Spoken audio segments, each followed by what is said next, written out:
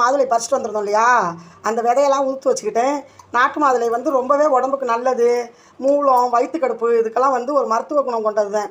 பாருங்கள், இந்த பட்டையை பாருங்கள், காய வச்சு நல்லா பொடி பண்ணி பாலில் போட்டு ஆற்றி குடித்தோம் அப்படின்னா இதுவும் வந்து மூலத்துக்கு ரொம்பவே நல்லது. அதுக்காக தான் இந்த பட்டையை நான் அப்படியே காய வச்சுருக்கேன். இது காஞ்சோன்னா பவுடர் பண்ணி பாலில் போட்டு அப்படியே இந்த கொடுத்தோம் அப்படின்னா குழந்தைங்க வந்து நரைச்சுன்னு இருக்குன்னு சாப்பிடாதுங்க.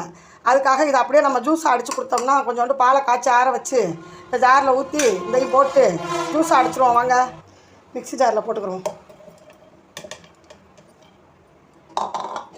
பால் எடுத்துக்கிறோம். இப்போ இந்த மாதுளையில் வந்து நம்ம பால் காய்ச்சி ஆற வச்ச பால் கொஞ்சம் ஊற்றிக்கிறோம்.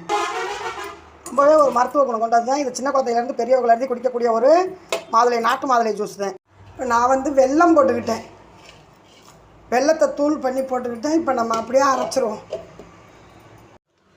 நல்லா மூடியை போட்டு நல்லா நம்ம மிக்சியில் சுற்றிக்கிடுவோம்.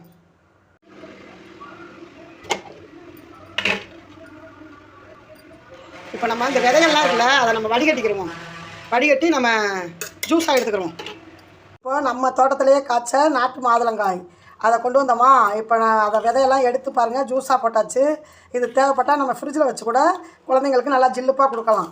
இதுதான் அந்த வேஸ்ட்டு விதை இருந்துச்சு இல்லையா, அந்த அரைச்சி நம்ம நல்லா புழிஞ்சு எடுத்துட்டோம். இப்போ இந்த மாதுளம் கொட்டையில் கிடச்ச ஜூஸ் தான் இது. இதை நம்ம ஜில்லுப்பாக வேணாலும் குடிக்கலாம். கொஞ்சம் ஜில்லுப்பு வேணாங்கிறவங்க அப்படியே நம்ம டம்ளரில் ஊற்றி குடிச்சிக்கலாம். என்னோடய பேர பிள்ளைங்க வந்து கொஞ்சம் ஜில்லுப்பாக தான் கேட்குங்க. அதுக்காக நான் கொஞ்சம் நேரம் ஃப்ரிட்ஜில் வச்சுருந்து ஜில்லுப்பாக கொடுக்குறேன்.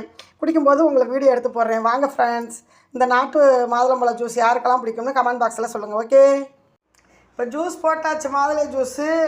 நான் என் பேர பிள்ளைகளுக்கெல்லாம் கொடுத்துட்டு நானும் குடிக்க போகிறேன். வாங்க குடிக்கலாம். எப்படி குடிக்கிறீங்க? தோட்டத்தில் இருந்து மாதுளங்காய் பறிச்சு வந்தேன்லப்பா, அதெல்லாம் நல்லா உரிச்சு அந்த முத்தெல்லாம் எடுத்துட்டேன். எடுத்து ஜூஸ் போட்டு கொடுக்குறேன், மாதுளை ஜூஸ். கொஞ்சம் நாட்டு மாதுளைங்கிறதுனால கொஞ்சம் லைட்டா சிறுகசப்பா இருக்கும்.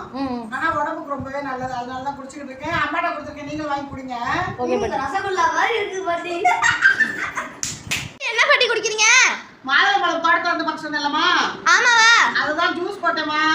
இந்த பாருங்க, இது ஏன் மஞ்சள் கலரா இருக்குன்னா நாட்டு மாதுளை, அதனால அது வந்து ஜூஸ் வந்து கொஞ்சம் சிறுகசப்பா இருக்கும். இருந்தாலும் சிறுகசப்பு வந்து உடம்புக்கு ரொம்பவே நல்லது, வயிற்றுக்கு ரொம்ப நல்லது. அதனாலதான் கசந்தாலும் பரவாயில்லன்னு என் பேர பிள்ளைகளுக்கு நான் ஜூஸ் போட்டு கொடுத்துருக்கேன் ஃப்ரெண்ட்ஸ். அவ அது காயா இருந்துச்சு, எப்படிவா பழுத்துச்சு? பழுத்துச்சுமா, முக்கா பழமா இருந்துச்சு. அதனாலதான் நான் அப்படியே உடைச்சு ஸ்பூன் ஆட்டி அந்த முத்துக்கள்லாம் எடுத்து போட்டு ஜூஸ் ஆக்கிட்டேன். சூப்பராகவே இருக்கு. அந்த கசப்பு என்னவா பண்ணும்? கசப்பு உடம்புக்கு ரொம்ப நல்லது, வயிற்றுல இருக்க பூச்சி